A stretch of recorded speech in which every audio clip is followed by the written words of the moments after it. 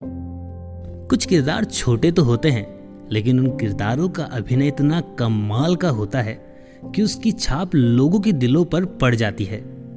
ऐसे ही किरदार निभाने वाली नीना गुप्ता को कौन नहीं जानता। तो आज अनकही अनसुनी दास्तां में मैं लक्ष्य आपको उनकी पहली और दूसरी इनिंग की कहानी सुनाने वाला हूँ। ये बताने वाला हूँ कि उनकी पहली इनिंग कौन सी थी और दूसरी इनिंग में क्या था खास, और कब नीना गुप्ता ने नाम और शोहरत कमाई। कहानी तब शुरू हुई जब इनका जन्म हुआ। तारीख थी 4 जून 1959 और जगह थी दिल्ली। अब दिल्ली जैसे बड़े शहर में जन्म लिया है तो कंपटीशन से क्या डरना। अब जैसे तैसे पेरेंट्स ने स्कूल की एजुकेशन करवाई। उसके बाद इन्होंने रुख किया एक्टिंग की ओर। फिर इन्होंने एक्टिंग लर्निंग के लिए एनएसडी ज्वाइन कर लिया। अब कहते हैं जिसने एनएसडी ज्वाइन कर लिया मानो उसकी जिंदगी बदल गई। चाहे वो शाहरुख खान हो, अनुपम खेर हो या पंकज त्रिपाठी। जब ये सब बड़े मुकाम पर पहुंच गए तो ये कहाँ पीछे रहने वाली थी। समय लगा लेकिन कामयाबी जरूर मिली। जैसे ही एनएसडी की पढ़ाई पूरी की तो ये मुंबई पहुंच गई। अब मुंबई जैसे बड़े शहर में काम आसानी से नहीं मिलने वाला था, पर ये कोशिश करती रही।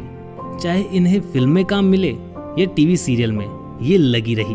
वैसे मुंबई आने से पहले फिल्म गांधी और फिल्म साथ साथ में इन्होंने किरदार निभाया, लेकिन इसके बाद भी इन्हें उस तरह के किरदार नहीं मिल रहे थे जिससे ये साबित हो जाए कि कितनी कमाल की अभिनेत्री हैं।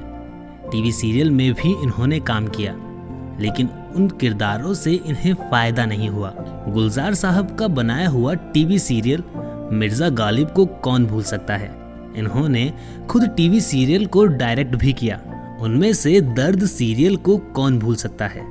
ये चर्चाओं में तब रही जब इनका अफेयर क्रिकेटर विवियन रिचर्ड से रहा, और तब ये प्रेग्नेंट भी हो गई थी।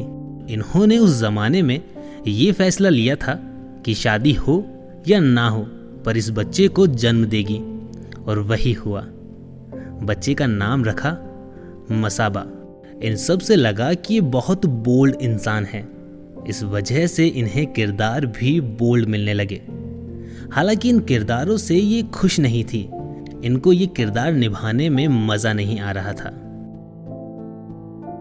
अब चाहे फिल्म मंडी हो या सूरज का 7वां घोड़ा, रिहाई हो या दृष्टि, ये सभी फिल्में लीग से हटकर रही। नीना गुप्ता फिल्म खलनायक में माधुरी के साथ नजर आई।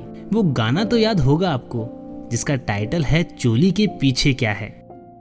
इन्हें वो छोकरी फिल्म में बेस्ट सपोर्टिंग एक्ट्रेस के लिए नेशनल अवार्ड मिला। ये सब होने के बाद भी इनके जीवन में कई उतार चढ़ाव आए। इन्हें कई बार लगा कि इन्हें 9 से 5 नौकरी कर लेनी चाहिए, लेकिन ये नौबत नहीं आई। फिर इनकी जिंदगी में वो मोड़ आया, तब इन्होंने विवेक मेहरा से शादी कर ली। जगह थी अमेरिका। इसके बाद लगा कि नीना जी ने एक्टिंग छोड़ दी है, लेकिन कुछ समय बाद जब इन्होंने सोशल मीडिया पर कहा कि मैं मुंबई में रहती हूँ और काम की तलाश कर रही हूँ, फिर शुरुआत हुई इनके बेहतरीन करियर की, यानी इनकी सेकंड इनिंग की, और फिल्म मिली बधाई हो।